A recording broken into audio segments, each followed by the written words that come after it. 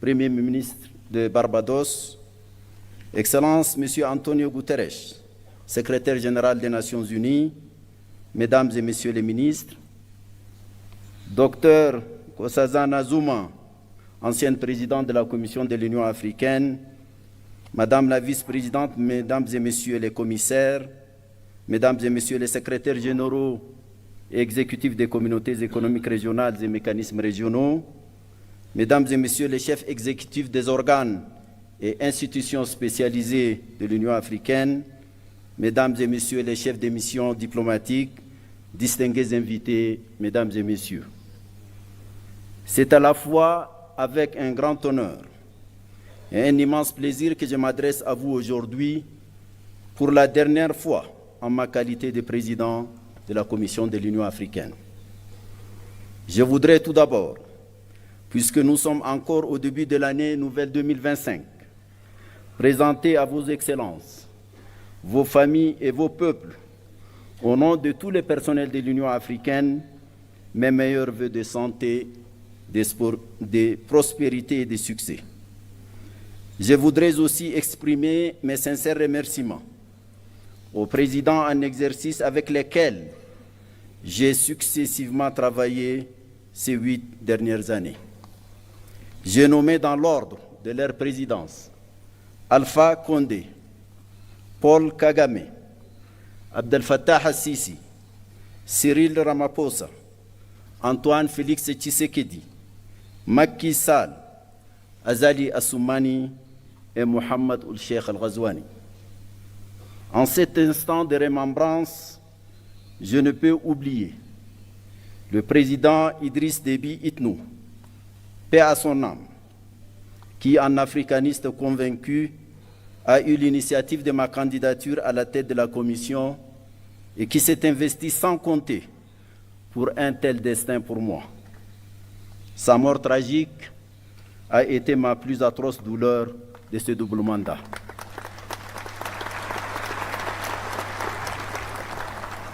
Excellences, Mesdames, Messieurs, 8 ans se sont écoulés depuis mon élection fin janvier 2017 comme président de la Commission de l'Union africaine. En ces moments chargés d'historicité, de signification et de symboles, je voudrais m'acquitter du devoir moral de vous présenter les grandes lignes du bilan de ce double mandat. Grâce à ces parcours, je me suis profondément imprégné à la fois de ce qui fait la grandeur et le rayonnement de notre continent, de notre organisation continentale, ainsi que des pesanteurs et limites diverses ayant entraîné le rythme de nos cadences. J'ai sillonné ce beau et fantastique continent. J'éprouve une profonde fierté d'avoir visité au moins une fois tous les 55 membres de notre Union. L'opportunité que m'offre ce moment est historique et unique. J'y tenterai de m'acquitter de la double obligation de rendre compte et de m'interroger sur quelques problématiques en ayant bien conscience qu'il ne faut absolument pas abuser de votre temps si précieux. Un rapport consolidé de notre bilan et un rapport annuel vous ont été distribués conformément à notre réglementation. Monsieur le Président, Excellences, Mesdames et Messieurs, les rapides et intenses bouleversements géopolitiques qui ont caractérisé le contexte international durant mes 2 mandats ont eu des manifestations à la fois violentes et déstabilisatrices. La subite dégradation de la situation sanitaire consécutive au déclenchement de la Covid-19 s'est accompagnée malheureusement d'importants chocs et de profondes turbulences économiques et diplomatiques. Pour l'Afrique, cela s'est traduit par une aggravation du poids de la dette, de la baisse des flux d'investissements publics et privés, de la violence et de la prégnance de certains conflits africains, de l'affaissement du panafricanisme et des chaînes de solidarité africaines, des manifestations d'obsolescence des institutions africaines, des appétits extérieurs en Afrique, des déficiences patentes en matière de gouvernance et de leadership en Afrique et même dans le monde, de la crise du multilatéralisme post-Seconde Guerre mondiale etc., etc. La guerre russo-ukrainienne, enclenchée en février 2022, est venue noircir davantage ces tableaux, annonçant une recomposition géopolitique mondiale.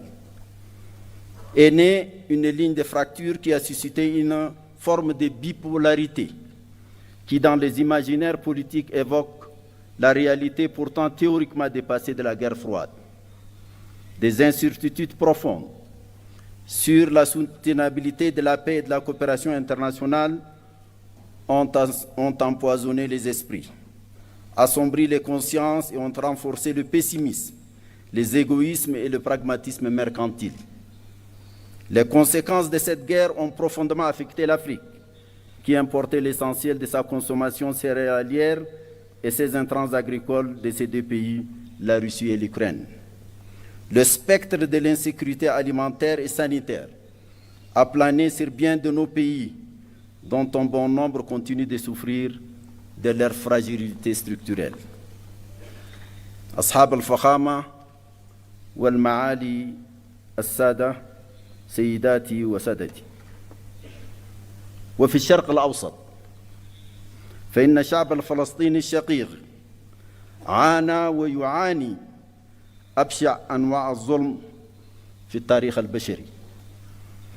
إن الحرب الفظيعة والجائرة التي دمرت كل شيء في فلسطين وخاصة Gaza to deprive this people of its fundamental rights to independence, peace, existence, and to life in an indescribable shame for the whole of mankind.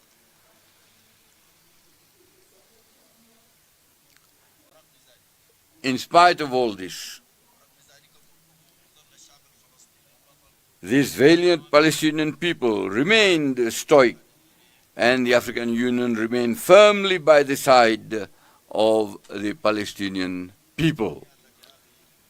I want to express to our brother Abu Mazin Mahmoud Ramadan our solidarity. This apocalyptic landscape in the Gaza Strip and its population, in particularly after more than a year of war, destroying all forms of life and property, continues to unfold in almost total silence of the powers of the world, except for the call by some for the systematic deportation. This unprecedented tragedy weighs heavily despite the ceasefire and the release of hostages and prisoners facilitated by Qatar, Egypt and the USA on the universal conscience and deeply questions our humanity. The stronghold of increased, stifling, dehumanized globalization does not leave Africa outside the hegemonic struggles that are taking place far from its land. On the contrary, the continent is suffering from the excesses and fragmentations reflected in proximity conflicts, barely veiled support from external powers from the warring parties on the continent, the expansion of terrorism and violent extremism, the continuation of the devastating war in the Sudan, in Eastern Democratic Republic of the Congo, the divisions of Libya, whose reconciliation charter was signed and adopted yesterday, and I would like to congratulate you, President Sassou Nguesso. Tensions of all kinds in the Sahel, in the Lake Chad Basin, in the Gulf of Guinea, in Mozambique, in the Horn of Africa and the Great Lakes region are another part of the unsmoldering string of African crises. The flow of political, economic, environmental refugees and other internally displaced persons is exacerbating the already fragile security, food, and health situation in many member states. It is this seriously degraded global and regional context that we have been facing over the past 8 years of the development of our action. Excellency Mr. Chairman, Excellencies, Heads of State and Government, ladies and gentlemen, the institutional reform of our Union, which began in 2017, aimed at establishing the optimal condition to guarantee the efficient pursuit of the programs included in our strategic doctrinal guiding Compass Agenda 2063 for the purpose of better resistance to the challenges that were identified.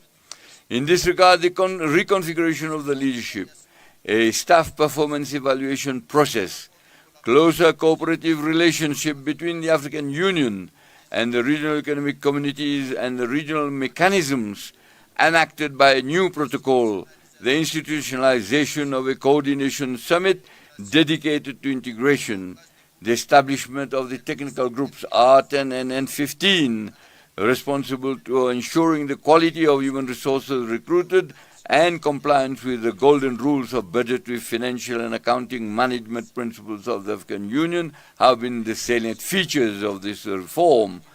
And but is without any complacency, we'll have a new institutional map of the Union. I'm here stressing three of these organs: the Pan-African Parliament, the Peace and Security Council, and the Permanent Representatives Committee. The overall movement of the reform, with its shadows and lights, confirms its relevance and its necessary progressive nature to be deployed over the long term. It is a requirement for the perpetual adaptation of the structures of our union to the developments that characterize the world. I would like to thank President Paul Kagame and President William Ruto for their remarkable efforts to move this reform forward. Mr. Chairman, Excellencies, ladies and gentlemen, an assessment of the first 10-year implementation plan of Agenda 2063, covering the period 2014 to 2023, reveals the sectoral progress made in our march towards building the Africa that we want. It is crucial to learn the real lesson and make the appropriate subsequent adjustments. In the field of health, it is a holistic approach translated on the ground into actions crowned with success. With the outbreak of the COVID-19 pandemic, Africa CDC established itself as the most effective instrument in the fight of all diseases. The worrying issue of health financing continues to be a source of concern for us. Two mechanisms for financing universal health coverage and combating malnutrition on the continent have been designed. Thanks to the African Veterinary Vaccine Center, PANVAC, whose new vaccine production laboratory was inaugurated in February 2024, significant progress has been made in the areas of livestock, animal health, and socio-economic development. The African Medicines Agency, AMA, has begun setting up its headquarters in Kigali and its activities on the launching pad. The traditional medicine has benefited from the development of two 10-year plans of action, the last one running from 2025 to 2035. The field of education has been driven by the desire to design a new educational system according to the requirements of a world where the major challenge has now become competition around scientific and technological innovation, and now by artificial intelligence. It is in line with this spirit that diverse and complementary strategies have been developed, notably during the Nouakchott conference in 2024, initiated by the current chairman, Mauritania, in cooperation with the African Union Commission and other partners, including UNICEF and UNESCO in particular. The centrality of gender and youth issues have been affirmed. The special envoys for women and youth have established themselves well in the institutional universe of the leadership of the organization. Throughout the 8 years of these two terms, many other crucial areas engaged the attention they deserved due to their importance for the socio-economic development of Africa. Whether it is our vision on mining issues, the comprehensive agriculture program and the blue economy, the development of infrastructure and energy, climate change with adaptation and climate resilience of the continent, regional integration through the implementation of the African Continental Free Trade Area, the effective operationalization of the Peace Fund, which has exceeded the set target of $400 million, the treatment of humanitarian crisis of which Africa is the epicenter, with the establishment of the African Humanitarian Agency, the strengthening of the visibility of the African Union through our partnership with the United Nations, all have been at the center of our collective endeavor. I would like to seize this opportunity to pay special tribute to a major architect of this partnership. I'm here referring to Antonio Guterres, a great friend of Africa. Thank you, Antonio. The membership of the African Union, the G20, and the BRICS, of which several African countries are members, have crowned this visibility. On all these issues, the specialized structure of the African Union and the member states have carried out in-depth discussions and outlined clear prospects for some and given concrete form to many others. Mr. Chairman, Excellencies, ladies and gentlemen, a few months ago I sent to Your Excellencies a letter relating to some urgent issues at the heart of the future of our Union and its capacity to attain as best as possible our objectives. I'm here thinking first of the Peace and Security Council, which I mentioned earlier on, and its role should be carried out on the basis of texts that govern its function, its operation, from which it draws the strength and legitimacy to design, supervise the pressing issues of our collective security, and impose, if necessary, the required sanctions. It is very regrettable that its decisions are sometimes contrary to our own principles, and when they are not, often remain dead letters. The decision of this central continental organ cannot be considered in a casual manner, nor by bias the concept and practice of these regional economic communities in the name of the hackneyed principle of subsidiarity interpreted in a self-interest and partisan manner. The mentioning of the PSC brings forth the issue of unconstitutional changes of government. In this regard, I mention in the said letter that we have only two options henceforth: either abandon the principles that currently govern this issue or apply them seriously. Notwithstanding the fact that we can revise them, adapt them to the new realities, I think for our own credibility, we should continue to establish these principles like a litany while trampling on them and accepting their flagrant and constant violation. There is nothing that eats more into our credibility than such an attitude, which has recently led to a real distrust in the rules and principles and weakened integration in part of the continent. I'm here mentioning the persistent and paralyzing slump of our unbearable division in terms of representation in relation to our so-called strategic partnerships. I drew attention, and I draw again attention here, to choose one of the two options that are presented to us and which I presented in clear terms in my letter. I had also mentioned the recurring issue of the financing of our organization, which paradoxically contrasts with the continuing trends of multiplication of organs without any concern for how to finance them. An independent organization and guardian of our freedom and sovereignty cannot be built with the finances and resources by others. I had also raised the depriving reduction of the initiatives of the chairperson of the African Union Commission and called for its harmonization with the legal and customary obligations that are now imposed on him. In short, the sense of my correspondence is very simple and maybe brutal. It is the question of placing our organization worthily or not before a terrible combination of factors of complexity. These are all the problems that you are facing today that I wanted to raise very modestly in my letter. Are we finally going to open our eyes to the fate of our organization? or we continue to let it lament and moan. Excellency Mr. Chairman, Excellencies, ladies and gentlemen, it is a commonplace truth today to affirm that the concepts and legal instruments serving as a framework of analyzing the dynamics of contemporary international politics are outdated.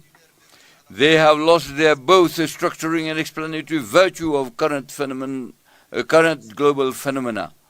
Such an observation explains why the debates today focus on the modalities for the advent of a new global economic and political governance. Africa cannot remain silent and inactivities. It must imperatively throw itself into the battle to carve out its own place in the configuration currently being designed. It is not easy.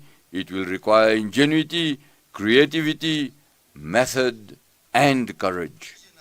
More generally, this will require real redemption for an awakening of the consciousness and conscience of the soul of Pan-Africanism, that of our awareness of our Africanity, that of the pride of our Africanity, that of the commitment to our Africanity, that of the rejection of our depersonalization and our nihilistic servility of our identity and our being.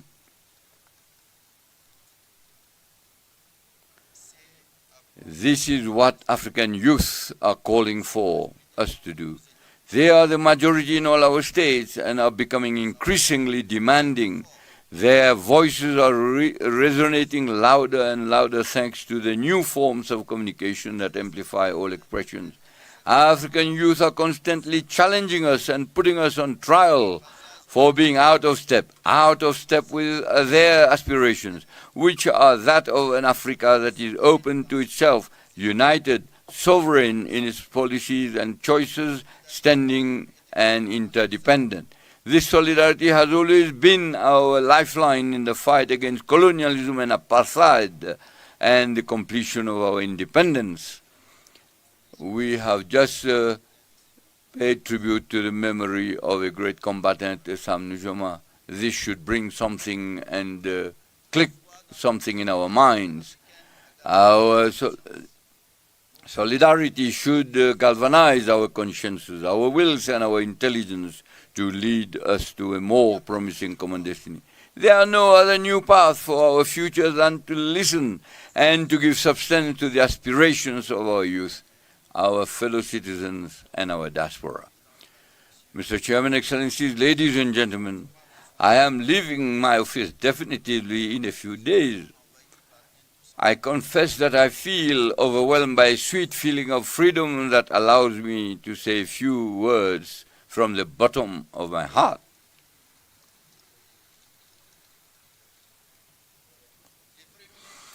The first is a word of deep gratitude to your Excellencies for the trust that you have placed in me by electing me for 2 successive terms as the chairperson of the African Union Commission. You must rest assured that I have measured and I continue to measure all the dimensions of this trust and the heavy weight of subsequent gratitude and acknowledgement. The second word concerns the other one and me. In the other one, I'm thinking of our partners, especially those who have offered a sincere friendship and mutually beneficial cooperation. I want to thank them all and express our gratitude. I am also thinking of you present here, those who have left us also for different reasons. You have realized good and great things, and above all, as far as possible, respected a certain ethic and a line of conduct that we have believed to be consistent with our principles. Please accept my full gratitude. The members of the African Union Commission are the men and women that have worked very often in the shadows with diligence, dedication, discipline, and talent. I would like to pay tribute to them, the tribute that they deserve. The third word relates to my own limitations. I wanted so much to do quickly and better during the 2 terms that you entrusted to me. I know that I have not done everything. Perhaps I underestimated the burden of the task and the weight of the constraints. I know that I may have made mistakes. I should not say perhaps, but I should say certainly I've made mistakes. Maybe here and there I have weakened and made mistakes and missed opportunities to do better. I would like to apologize and ask forgiveness if my shortcomings have caused any individual or collective harm.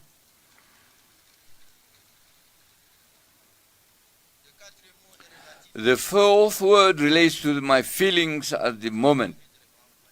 I am happy to regain my freedom, but I know that we'll also have the nostalgia of the places, the women and men whom I have known. Amasaganalo.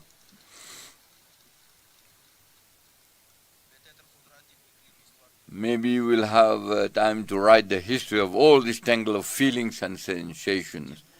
Finally, my 5th word is that of my oath to continue to think of Africa, to serve Africa, to dream for its youth for whom we have not done enough and for whom we must do a lot, because after all, it is they who count today and more so tomorrow.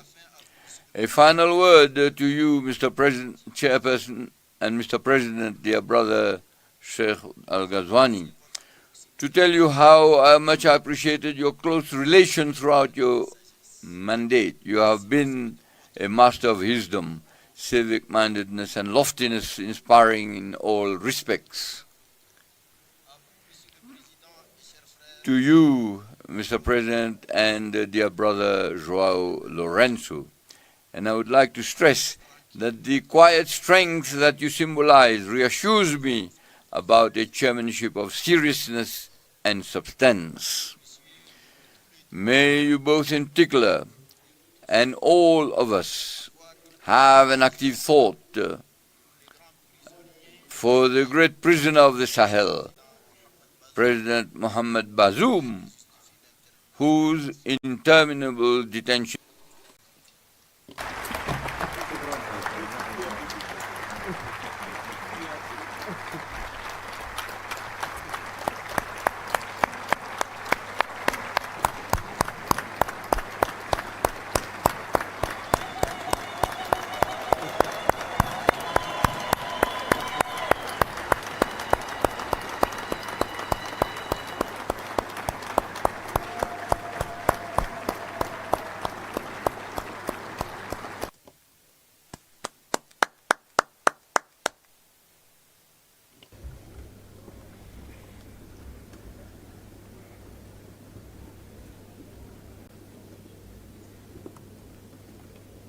Thank you, Your Excellency. Thank you for your statement. Thank you for your unwavering commitment. Thank you for dedication towards Africa's peace, development, and unity. Thank you very much. I will now have the honor to invite His Excellency Antonio Guterres, Secretary General of the United Nations, to deliver his statement.